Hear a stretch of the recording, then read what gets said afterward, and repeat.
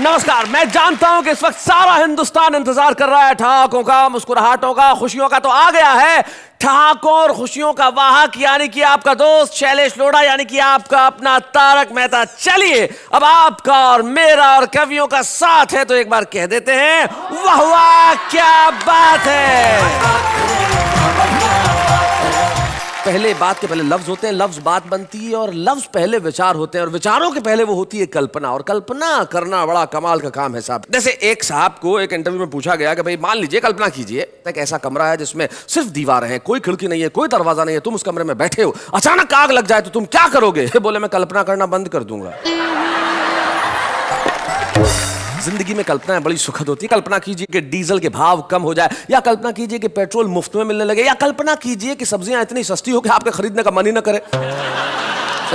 सोच के अच्छा लग रहा है ना? कल्पनाएं खूबसूरती से की जाए और उन कल्पनाओं को लफ्ज बना के एक कागज पे उतार दिया जाए तो उस चीज का नाम होता है कविता। और आइए मैं बुलाना चाहूंगा उन्हें जो किसी कवि की कल्पना से भी ज्यादा खूबसूरत हैं, लेकिन हकीकत में मेरी को होस्ट है, यानी मेरी को होस्ट नेहा के मेहता।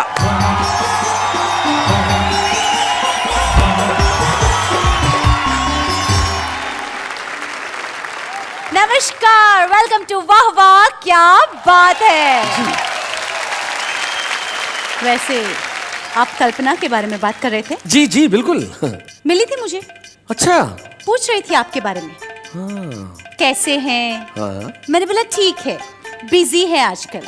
हाँ, बहुत अच्छा किया आपने बता दिया, लेकिन मैं आपकी मित्र कल्पना के बारे में बात नहीं कर रहा था। मैं कल्पना यानी कि इमेजिनेशन के बारे में बात कर रहा था। ओह, तो ये हिंदी में बोलिए ना। क्या बात है, अगर मुझे हिंदी में ऐसी ही हिंदी बोलनी पड़ी तो मैं सबसे पहले आपकी कल्पना शक्ति को प्रणाम करता हूँ। वैसे कल्पना करना बहुत आसान है ना? हाँ हाँ, बहुत आसान है। मैं तो कई बार कल्पना करता हूँ कि मेरे बाजू में कोई खड़ा ही नहीं है। क्या? नहीं, मेरे कहने का मतलब है कि कल्पना करना बहुत आसान है, लेकिन उस कल्पना को कविता बदल देना बहुत मुश्किल काम है। तो आइए मिलते हैं हमारे उन साथियों से जो अपनी कल्पनाओं को आज यहाँ हकीकत बना के सुनाएंगे, आपको हंसाएंगे और आप उनके लिए तालियां बजाएंगे। तो फिर एक बार ताली बजाना शुरू कर दीजिए, क्योंकि सबसे पहले मैं बुलाने जा रहा हूं हमारे साथी जो हमें भारत की राजधानी से प्राप्त हुए हैं, प्रवीण शुक्ल।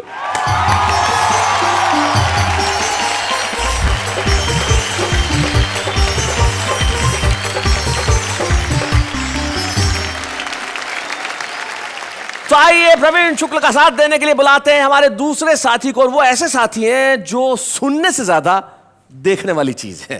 हाँ। अब आप कहेंगे कैसे? तो हम हाथ कंगन को आरसी क्या और पढ़े लिखे को फारसी क्या, खुद ही देख लीजिए। डॉक्टर सुरेंद्र दुबे।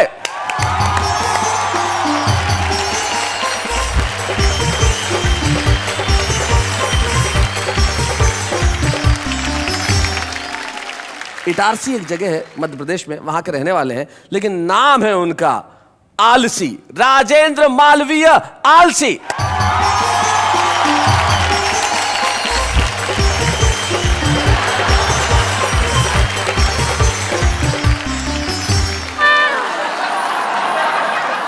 मैं जरा देख के आता हूं। अरे भाई साहब उठो, क्या कर रहे हो यार? ताली।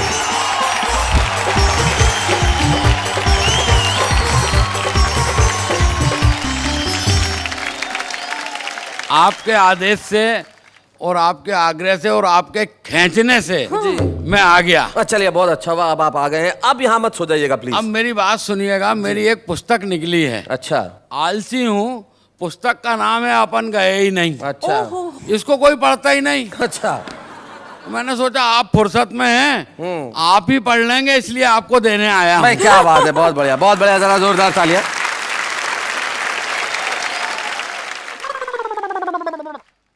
क्या आलसी आदमी है साहब, इसमें तो कुछ लिखा ही नहीं है।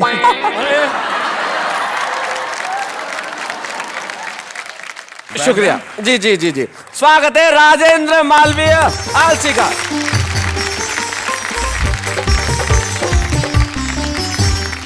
आज हमारे साथ तीन विश्व प्रसिद्ध कवि हैं। तीनों के लिए एक बार मिलकर कहते हैं वाह वाह क्या बात है। क्या बात है। राजेंद्र मालवीय, आलसी जी, सुरेंद्र दुबे जी, प्रवीण शुक्ल जी, बड़े अच्छे हमारे मित्र हैं, तीनों हमारे बीच में बैठे हैं और बड़े खूबसूरत। हाँ प्रवीण जी, ये कहना चाहता हूँ कि आज तीन हास्य कवि एक साथ हैं, माहौल रंगीन है, वातावरण संगीन है। जी जी। लेकिन दो कोट वालों के साथ दुबे जी कुर्ते में है, ये क्या सीन है? मैंने जानबूझ के इनको ये कुर्ता पहनवाया है क्योंकि एक बार मैंने इन्हें ब्लैक सूट पहनवाया था तो पता ही नहीं चला कि सूट कहाँ खत्म हुआ, आदमी कहाँ शुरू हो गया। शैलेश जी, इसे कोयला मत समझो जी। कोयले का भाव होता है। हाँ। कोयला धधक जाए तो अलाव होता है हाँ। और कोयला अपने पे आ जाए तो मध्यावधि चुनाव चुनाव होता होता है। आज आपको पता चल गया होगा कि यहाँ कितने धमाके होने वाले हैं, कितने ठहाके होने वाले हैं और आज आप तालियां बजाते बजाते थक जाएंगे। तो चलिए मैं सबसे पहले उन्हें बुला लेता हूं जिनके बाद में आने की कोई गारंटी नहीं है। आलसी आदमी है। हाँ। आए ना आए, मैं उस महान प्रातः स्मरणीय महान आलसी को बुलाना चाहता हूं जिनका नाम है राजेंद्र मालवीय आलसी। आइए।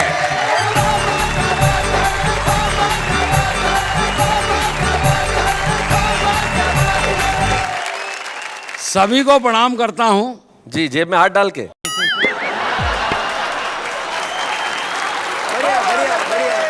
आप सब में और मुझ में फर्क ये है कि आप सब कल्पना भी करते हैं। मैं आलसी आदमी हूं, मैं कल्पना ही करता हूं। क्या बात है भाई, क्या वाह वाह वाह वाह। बहुत बढ़िया। और मैं तो रेलवे में नौकरी करता हूं। वो तो आलस से ही पता चलता है और कोई विभाग आपके लिए हो भी नहीं सकता था। बताइए साहब, हमारी रेल यहाँ से वहां पहुंचा देती है, साहब बोल रहे हैं, बोलो हो ही नहीं सकता। हाँ पहुंचा देती है रेल से। मैं तो एक बार आया इटारसी, एक कार्यक्रम में मुझे याद है, जिस रेल से आया जी। और 7 बजे की ट्रेन 7 बजे पहुंच गई और लोग मालाएं लेके तैयार, पहली बार टाइम पे आई है। गार्ड के पास पहुंचे, गार्ड ने कहा माफ करो, शर्मिंदा मत करो, ये तो कल की थी जो आज आई है। 24 घंटे बाद। मैं तो रेलवे में नौकरी करता, रिजर्वेशन काउंटर पे बैठता हूँ। एक 100 साल का आइटम आया। बोले 7 सितंबर 2017 मेरा रिजर्वेशन कर दो। अच्छा। मैंने कहा काका कहाँ जाओगे? बोले शादी की गोल्डन जुबली है, हरिद्वार जाना है। और मैंने कहा 17 तक टिके रहोगे?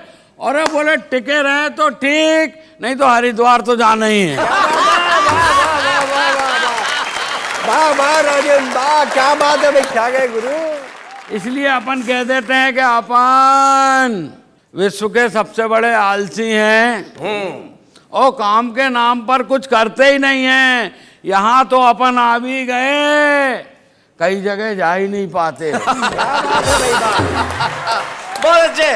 अभी क्या हुआ शैलेश जी, हमारे गांव में अंतरराष्ट्रीय आलसी अधिवेशन हुआ था। अच्छा। तो दुनिया भर के आलसियों ने उसमें भाग लिया, अपन गए ही नहीं। वाह राजेंद्र वाह। तो भाई साहब, किसी ने शिकवा किया ना गिला, पहला पुरस्कार अपने को ही मिला।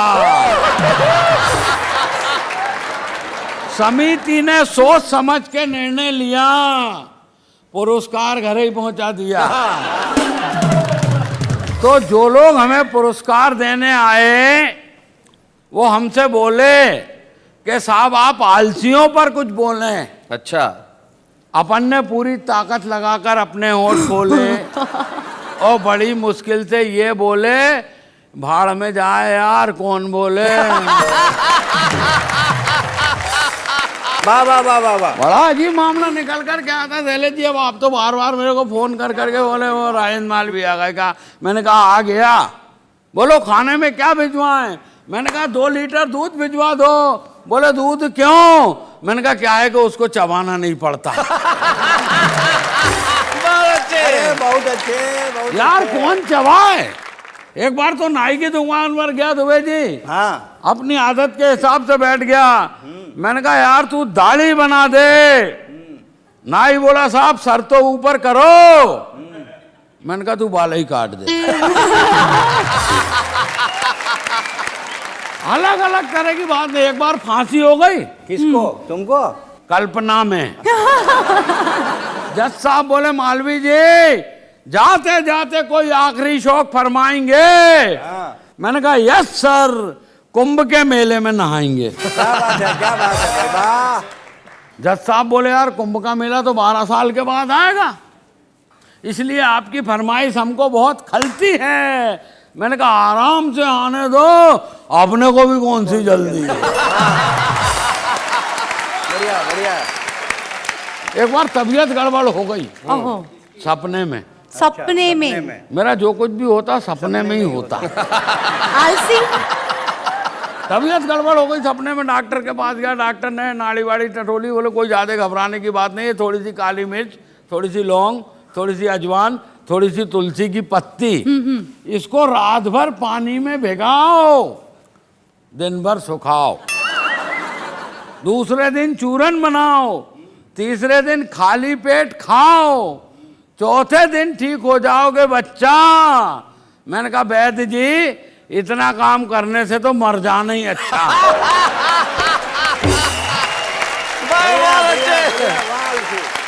नेता लोग आते बोले हमको वोट दो, हमको वोट दो, हमको वोट दो। हमारी माँ ने कहा तुम्हें क्या वोट दें, एक बार वोट दो तो तुम 5 साल के बाद आते हो। नेता बोला ऐसी क्या बात है माता जी, आजकल तो हम हर साल आते हैं। बोले इधर सरकार गिरी और हम हाजिर, कोई समस्या हो तो बताओ। हमारे माँ ने कहा कोई समस्या नहीं है, मेरा बेटा है आलसी है, पेड़ पे चढ़ा है, नीचे नहीं उतर रहा है, उसको उतार के ले जाओ। आओ शैलेश जी मेरे पास आए, बोले तू नीचे उतर। मैंने कहा मैं नीचे क्यों उतरूं, मैं तो आलसी हूं। बोले जब तू आलसी है तो तू पेड़ पे चढ़ा कैसे। मैंने कहा मैं पेड़ पे कहाँ चढ़ा था, मैं तो जमीन पे पड़ा था, और मुझे क्या मालूम के नीचे एक बीज गड़ा था।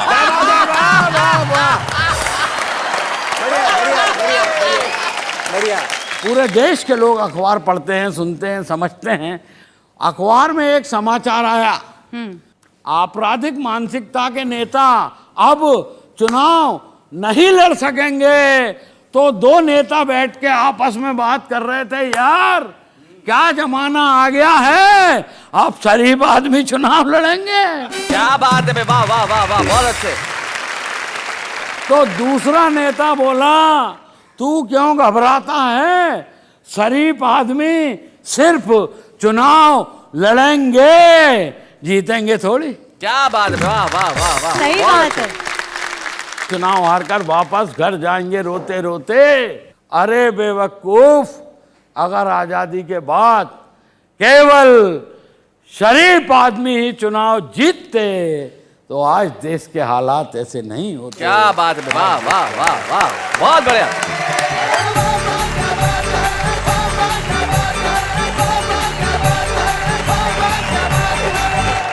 भाई बहुत अच्छे राजन जी, कमाल कर दिया आपने। और सबसे बड़ा तो आपको बहुत बहुत धन्यवाद कि आप वापस भी लौटे, वरना आपका क्या भरोसा, आप यहीं बैठ सकते थे, अपन जाते ही नहीं। आप बात कर रहे थे कि शरीफ आदमी इलेक्शन लड़ते तो देश के हालात ऐसे नहीं होते जी। तब मुझे एक कवि हैं तेज नारायण बेचैन, उनकी 4 पंक्तियां याद आ रही थी। वो कहते हैं कि मंच जब से अर्थदायक हो गए, अर्थदायक यानी जहां पैसा मिलता है, कि मंच जब से अर्थदायक हो गए हैं, तोतले भी गीत गायक हो गए हैं, और राजनैतिक मूल्य कुछ इस कदर गिरे कि जेब कतरे भी विधायक हो गए। क्या बात है शैलेश जी, वाह वाह। लेकिन आपने जो हमारे बीच में और उदासी के बीच में जो दीवार है उसे गिराया और इस कदर हंसाया कि आपके लिए सिर्फ एक ही बात के वाह वाह वाह, क्या बात है।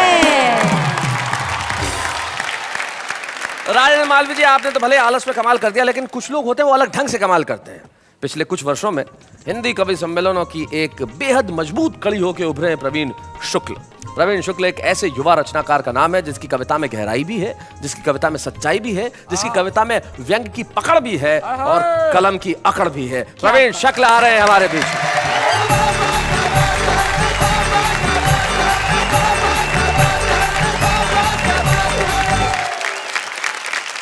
कल्पना की बात चल रही है तो हास्य बिखरा हुआ है चारों तरफ। जी, आजकल तो सीडी का ज़माना आ गया, उससे पहले एक बार वीडियो कैसेट लाइब्रेरियां खुली थीं, और समय आजकल किसी के पास नहीं है। आदमी कम समय में ज़्यादा काम करना चाहता है, इसलिए लोग अधूरे वाक्य बोलते हैं।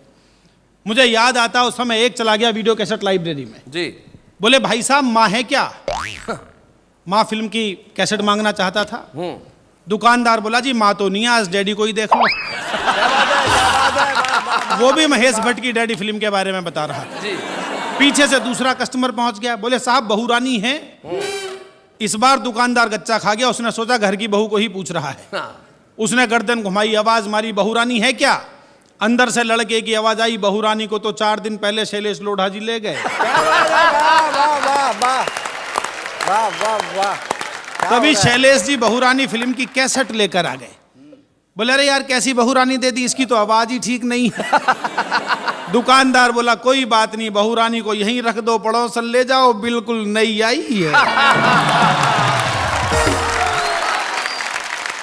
मैं एक छोटी व्यंग कविता आपको सुनाता हूँ। अभी पिछले दिनों दिल्ली में एक स्थान से गुजर रहा था, मैंने देखा 2 मजदूर काम पर लगे हुए थे। एक गड्ढा खोदने का काम कर रहा था, दूसरा उसे भरने का काम कर रहा था।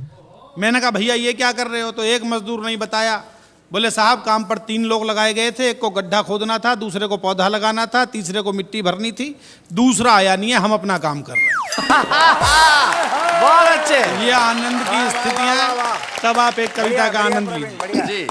सुनिए जनाब, अभी पिछले दिनों की शाम कवि सम्मेलन से घर लौटते समय हमारा पांव अचानक एक बोतल से टकराया। मैंने घबराकर बोतल को उठाया और सकपकाकर जैसे ही ढक्कन खोला, विस्फोट के साथ छूट गया बम का गोला। चारों ओर फैल गया धुआं ही धुआं। धुएं के बादलों के बीच एक बहुत बड़ा जिन्न प्रकट हुआ। बोला आका आपने मुझे आजाद किया है, मैं जिंदगी भर आपकी जी हुजूरी करूंगा।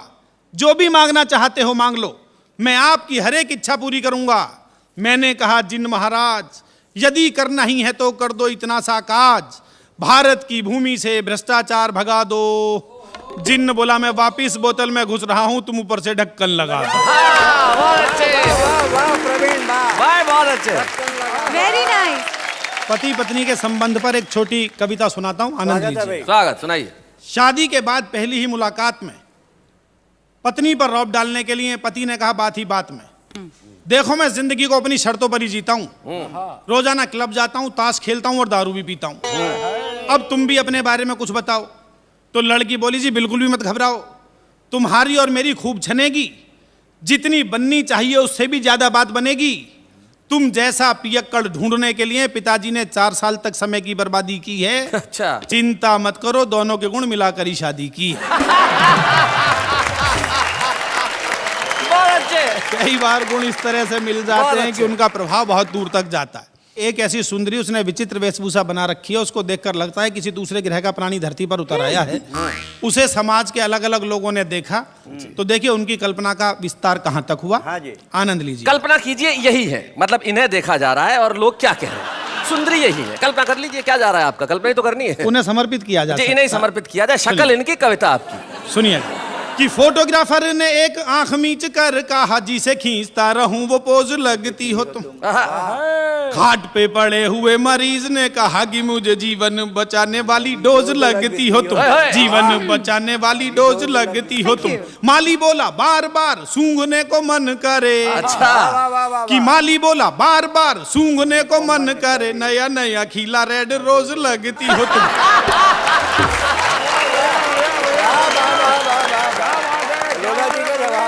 सुंदरी आगे बढ़ी और उसे एक शायर ने देखा कि शायर ने कहा क्यों ना तुम पे गजल कहूँ, शायरी का मुझको शबाब लगती हो तुम। जिसे देख कर मन मांसाहारी होने लगे, शाकाहारियों को वो कबाब लगती हो तुम, शाकाहारियों को वो कबाब लगती हो तुम।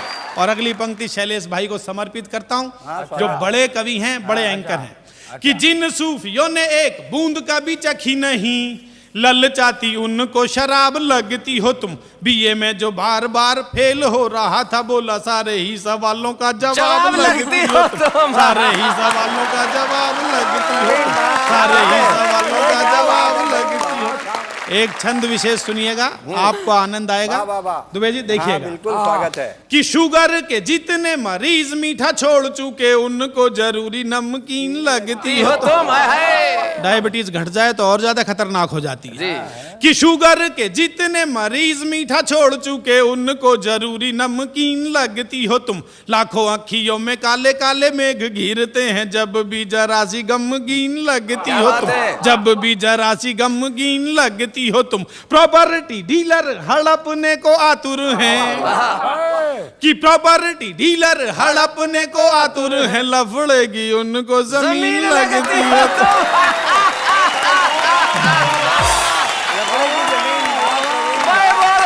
और अगली पंक्ति में समर्पित नहीं कर रहा हूं, आप स्वयं समझ जाएंगे मैंने किसे समर्पित की है। अच्छा। कि प्रॉपर्टी डीलर हड़पने को आतुर हैं, लफड़े की उनको जमीन लगती हो तुम। खाट जिनकी खड़ी हुई है कई बरसों से, ऐसे खूसटों को भी हसीन लगती हो तुम, ऐसे खूसटों को भी हसीन लगती हो तुम, ऐसे खूसटों को भी हसीन। बहुत अच्छे। कल्पना का विस्तार देखिए कि कवि कहां तक सोचता है। हाँ भाई स्वागत है। कि तुम्हें देखते ही मन नाचने को करता है, मन का मयूर बोला घन लगती हो। वाह वाह वाह। घन मतलब बादल। बादल, आप जानते हैं कि बादलों को देखकर मोर का नाचने का मन करता है। कि तुम्हें देखते ही मन नाचने को करता है, मन का मयूर बोला घन लगती हो तुम। जिसके समीप आके शीतलता मिलती है, सर्पों को चंदन का वन लगती हो तुम, सर्पों को चंदन का वन लगती हो तुम। परेशान जिसे आए कर वाले करते हैं, कि परेशान जिसे आए कर वाले करते हैं, उसे एक नंबर का धन लगती क्या हो बात तुम। है। नेता बोला मार दूंगा सबको तुम्हारे लिए, मुझको तो संसद भवन लगती हो, मुझको तो संसद भवन लगती हो, मुझको तो संसद भवन लगती हो, मुझको तो। भाई क्या बात है भाई, वाह वाह वाह। बहुत अच्छा।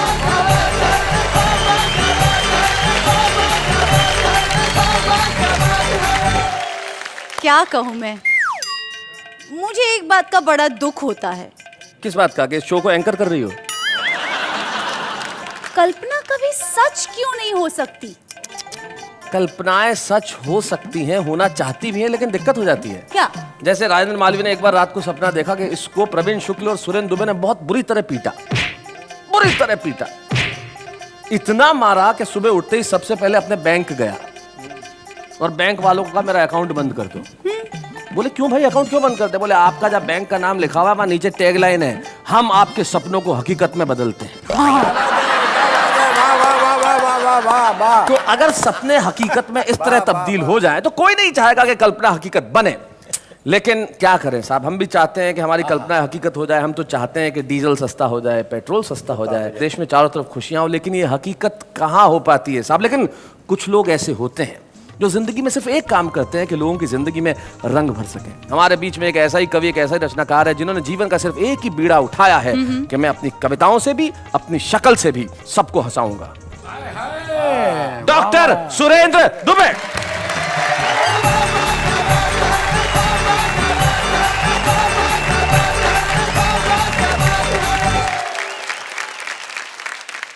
सुरेंद्र दुबे जी, आप उठ के वहां से यहां तक आए तो ऐसा महसूस हुआ जैसे स्विस बैंक से काला धन भारत वापस लौट आया। क्या बात है, बहुत बढ़िया, बहुत ऐसा है। जब हमारी पत्नी खुश होती है जी, तो कहती है तुम मेरे सोना हो, तुम मेरे चांदी हो, तुम मेरे मोती हो, तुम मेरे धन हो। और बाबा रामदेव कहते हैं काला धन जब्त होगा। अरे डॉक्टर साहब क्या बात है, क्या बात है जब राखी सावंत का स्वयंवर टीवी पे आता था, हाँ। जब राखी सावंत का स्वयंवर प्रवीण जी टीवी पे आता था, हमारे गांव का हर बूढ़ा चश्मा पोंछ के टीवी का आगू में बैठ जाता था। अच्छा। हमने कहा बाबा इस उम्र में स्वयंवर से का लेना देना? बोले बेटा जब तक सांस है तब तक आस है, जब तक सांस है तब तक आस है। और ये स्वयंवर में कौन धनुष तोड़ना है, इसमें तो अपना भी चांस है। भाई साहब कल्पना तो है, जैसे बच्चों के नर्सरी KG1 में पाठ होते हैं, मात्रा नहीं होती है। अमर घर चल, हाँ। चल अमर घर चल, ऐसे पाठ होते हैं। नेहा जी आप भी पढ़ी लिखी होंगी मैं सोचता हूँ, तो मतलब इतना पहली तो पढ़ी होंगी। नेता चल, दिल्ली चल, पटना चल, टोपी लगा, कुर्ता पहन, मंत्री बन, हवाला कर, घोटाला कर, तिहाड़ जा।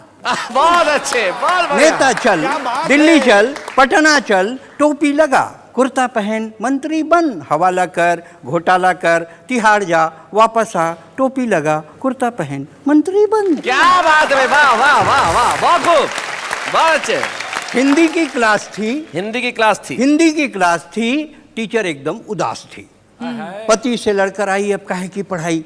बच्चों ने कहा टीचर पढ़ाओ, टीचर पढ़ाओ। टीचर ने कहा दिमाग मत खाओ, कल गाय पे निबंध लिखवाया था, जाओ पति पर निबंध लिख कर लाओ। बच्चों ने लिखा पति एक दयनीय पालतू प्राणी है। पति एक दयनीय पालतू प्राणी है जिसे हम मनुष्य भी कह सकते हैं। बढ़िया बढ़िया बढ़िया। शादी के पहले पति सामान्यतः मनुष्य ही होता है। पति की दो आंखें होती हैं जिनसे वो अल्टरनेट देखता है। जी। पति के प्रकार, हिंदुस्तान में पति के दो प्रकार पाए जाते हैं। अच्छा। एक जोरू का गुलाम, शैलेश जी, जी। एक जोरू का गुलाम,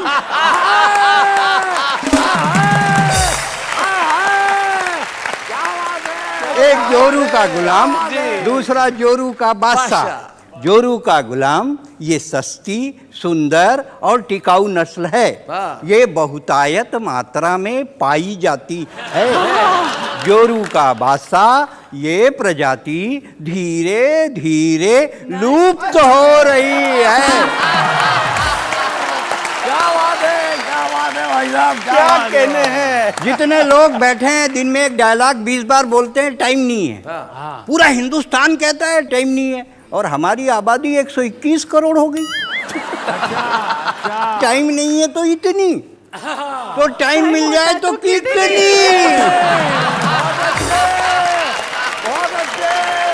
जिसको देखो टाइम नहीं है। अच्छा, आजकल क्या है, रहे सहे में टाइम नहीं है व्यापारी के पास परिवार के लिए, टाइम नहीं है नेता के पास सरकार के लिए, टाइम नहीं है पुलिस के पास रक्षा के लिए, और टाइम नहीं है शिक्षक के पास शिक्षा के लिए। क्या बात है, टाइम वाह नहीं वाह है। वाह वाह वाह वाह। टाइम नहीं है, टाइम नहीं है भाई साहब, आप जिंदगी भर बोलिए टाइम नहीं है, लेकिन अगर कोई बेबस औरत सड़क पर इज्जत बजाने के लिए गुहार लगाए, कोई अंधा सड़क पार करने के लिए लाठी थमाए, कोई विदेशी सरहद पार करके हिंदुस्तान में घुस जाए, और कोई बंबई में आतंक मचाए, कभी मत कहिएगा टाइम नहीं है। क्या बात टाइम है, नहीं वाह है, वाह वाह, टाइम नहीं है। बहुत बढ़िया।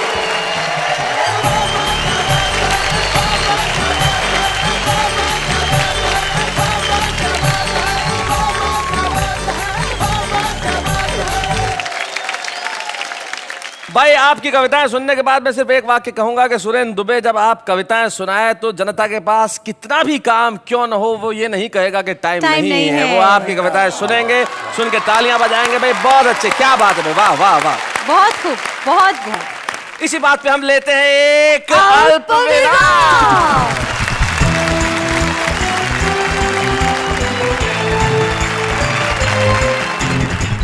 भाई यहाँ तालियां हैं, ठहाके हैं और खुशियों की बरसात है, क्योंकि ये वाह वाह क्या बात है। जिंदगी में कई चीजें होती हैं।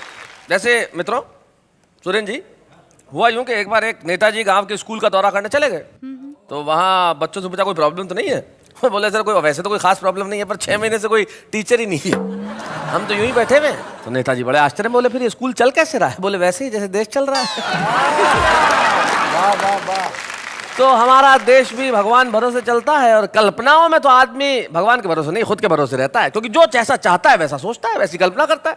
चलिए फिर मैं भी आपके लिए कल्पना करती हूँ। मेरे लिए थैंक यू सो मच। मत करना प्लीज। मैंने फिर कर दी ऑलरेडी, बस बताना बाकी है। बताओ। हाँ शैलेश जी, सोचिए, कल्पना बड़ी सिंपल सी है। सोचिए कि आप अगर प्रधानमंत्री बन जाओ तो मैं 3 दिन में गरीबी मिटा दूंगा, सारी चीजों के दाम आधे कर दूंगा, और जितनी भी एजुकेशन है सब फ्री, और जितने लोगों को काम नहीं सबको नौकरी पे लगा दूंगा। एक मिनट, आप ये सब करेंगे कैसे? वैसे ही जैसे कल्पना में तुमने प्रधानमंत्री बनाया, कल्पना में ये भी कर लूंगा। लेकिन हम दोनों यहाँ पे अपनी कल्पनाओं का बखान करने के लिए नहीं खड़े भाई, दूसरे लोगों को भी उनकी कल्पना का मौका देना चाहिए कि नहीं देना चाहिए? तो जरा देखते हैं दूसरे लोग कैसी कल्पना करते हैं। हाँ हाँ, अचार के बिना फीके हैं पराठे, खा ले बेटा खा ले, वरना बीबी दिखाएगी कराटे। दादी जब चिल्लाती है तो बड़े बड़े आंसुओं के साथ रोती हूँ, पर उन्हें क्या पता ओवर एक्टिंग में तो उनकी ही होती हूँ। हर तरफ पढ़ाई का साया है, किताबों में सुख किसने पाया है? हम तो जाते हैं कॉलेज लड़कियां ताड़ने, प्रोफेसर कहता है इतनी बारिश में लड़का पढ़ने आया है। यूँ तो हमने भी की थी सीए की पढ़ाई, हाथ में आ गया सीफ और चूल्हा और कढ़ाई। बढ़िया है। ABCDEFG 1G याद नहीं हुआ, उससे पहले आ गया 3G। बचपन में नानी हमें सुनाती थी परियों की कहानी, अब हम सुनते हैं आज की परी शीला की जवानी। माना कि मेरे बेटे तुझ पे मरते हैं, ये मत भूल कि तेरे ससुर मुझसे डरते हैं।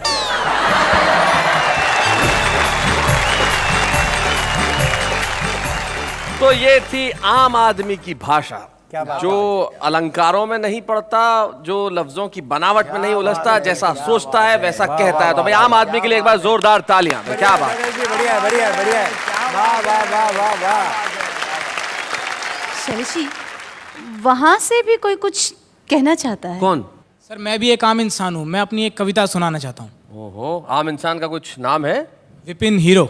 ओहो, पर मैं अपनी कविता गाकर सुनाना चाहता हूँ। वो तो सब ठीक है, पर आम इंसान हीरो? वैसे असली हीरो तो इस देश का आम इंसान ही है। तो आइए हम इस देश के असली हीरो से कविता सुने। आइए भाई विपिन हीरो, आइए जरा।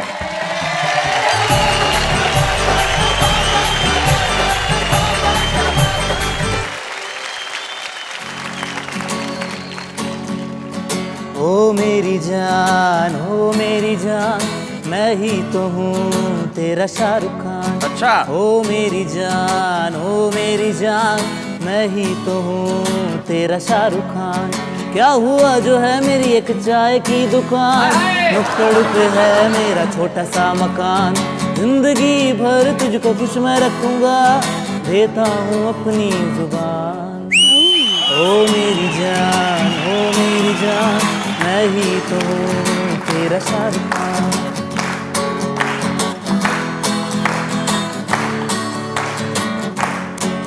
हाँ सुबह जल्दी उठ के मैं तेरे लिए चाय बनाऊंगा। क्या बात है? ओ फैन मट्ठी नहीं खाएगी तो मैं ब्रेड बटर लाऊंगा। हाँ ठंडे पानी से जो ना नहाएगी तो गीजर लगवाऊंगा। हाँ लगवाऊंगा। ओ मेरी जान, मैं ही तो हूँ तेरा शाहरुख खान। क्या हुआ जो है मेरी एक चाय की दुकान, नुक्कड़ पे है मेरा छोटा सा मकान। जिंदगी भर तुझको खुश मैं रखूंगा, देता हूँ अपनी जुबान। हाय हाय,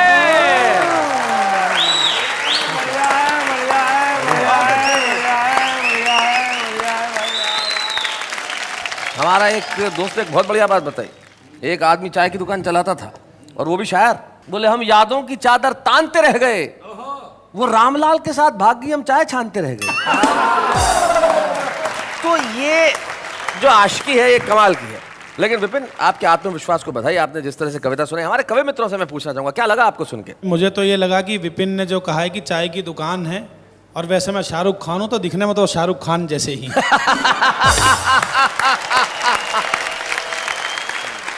thank you so much Vipin, आपने यहाँ आके सबसे पहले तो मैं आपको बधाई देना चाहूँगा। ज़िंदगी के अंदर जो ये लोग जो हैं वो बड़े इनहिबिशंस रखते हैं, और जैसे हिंदी में कहा जाए तो पूर्वाग्रह रखते हैं। आपने सारे पूर्वाग्रहों से मुक्त होकर ये कहा कि सर मुझे कविता सुनानी है। कविता के लिए भाव, कविता के लिए आदर, कविता के लिए अनुराग, आपके लिए सिर्फ तालियां और सिर्फ 4 लफ्ज। वाह वाह, क्या बात है। Thank you so much.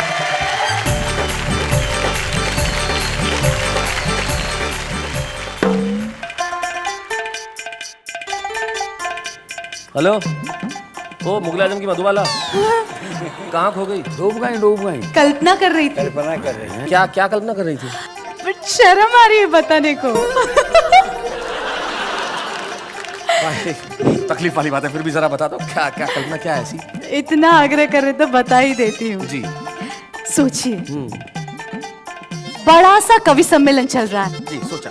हजारों की तादाद में ऑडियंस आई हुई है। हम इतने खूबसूरत तैयार होके हम दोनों मंच पे गए। हाँ।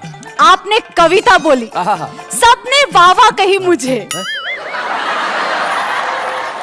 कविता मैंने सुनाई, वाह वाह मुझे कही। शर्म नहीं आती? सर पहले ही बोला था, वही आ रही थी, आपने बोला बोलो बोलो बोलो। बहुत बढ़िया, बहुत बढ़िया। भाई क्या कहूं इस बात पे, शर्म आने वाली बात तो है ही, क्योंकि कविता सुना रहा था मैं और वाह वाह कर रही थी इनके लिए आवाम। लेकिन हम लेते हैं एक अल्प विराम।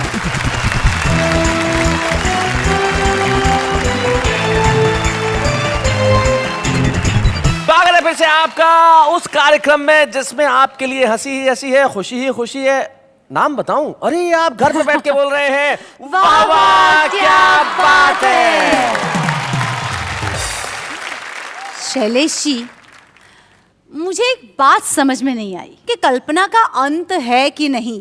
देखिए, कल्पना का अंत तभी होता है जब कल्पना हकीकत में। मैं बताता हूँ शैलेश जी, कल्पना का अंत होता है कल्पना।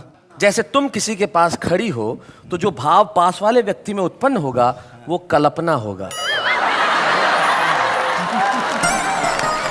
मित्रों, सुरेंद्र दुबे एक ऐसे रचनाकार का नाम है जिसने हिंदी कवि सम्मेलनों में सिर्फ अपना बहुत पुख्ता पक्ष ही सामने नहीं रखा, न केवल अपनी कविताओं से दुनिया भर के लोगों को हंसाया।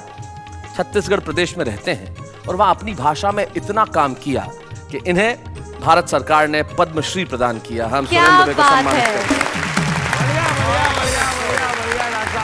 तो जिसे देश का इतना बड़ा अलंकरण दिया गया हो पद्मश्री, उसके आगे तो सारे अलंकरण फीके हैं। अच्छा। लेकिन कविता के मंच पे अगर कविता का सम्मान हो तो उसकी बात ही कुछ और होती है। जी, यस। तो वाह वाह क्या बात है को बड़ी खुशी है कि हम डॉक्टर सुरेंद्र दुबे को आज इस मंच पे सम्मानित करेंगे। हम जोरदार तालियां बजाएंगे डॉक्टर सुरेंद्र दुबे के लिए।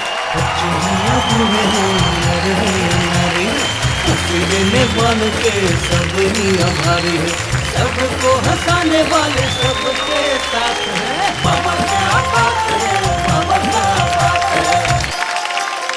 तो कोई व्यक्ति तब तक सफल नहीं होता जब तक उसके पीछे कोई महिला न हो। और आपके पीछे तो दो महिलाएं हैं। दूसरी कौन सी? उन्हीं बताता है, यहाँ मरना थोड़ी है। लेकिन हम जानते हैं डॉक्टर सुरेंद्र दुबे को आज हमने सम्मानित किया है तो इनकी सफलता के पीछे इनकी अर्धांगिनी, इनकी जीवन संगिनी, इनकी पत्नी का हाथ है। रायपुर छत्तीसगढ़ से हमारे बीच में आ रही हैं श्रीमती शशि दुबे। आइए।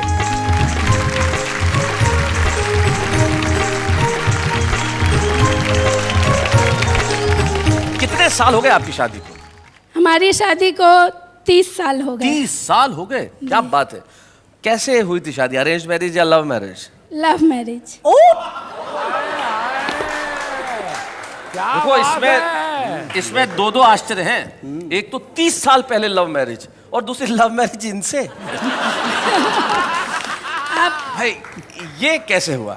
दरअसल शैलेश जी, मुझे कविताओं से प्यार था। हाँ। इसलिए दुबे जी से प्यार था। हाय हाय हाय हाय, क्या बात है। तो दुबे जी आपको वाह वाह वाह वाह वाह वाह वाह वाह वाह वाह। लव मैरिज और अरेंज मैरिज में आपको क्या फर्क लगता है?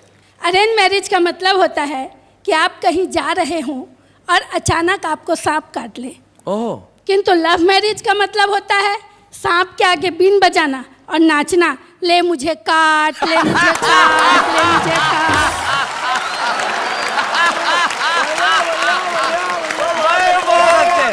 जब ये मेरे प्रेमी थे जी, तो मेरी सारी मांगे भाग भाग कर पूरी करते थे। अच्छा। और जब शादी हो गई तो मांगे सुनते ही भाग जाते।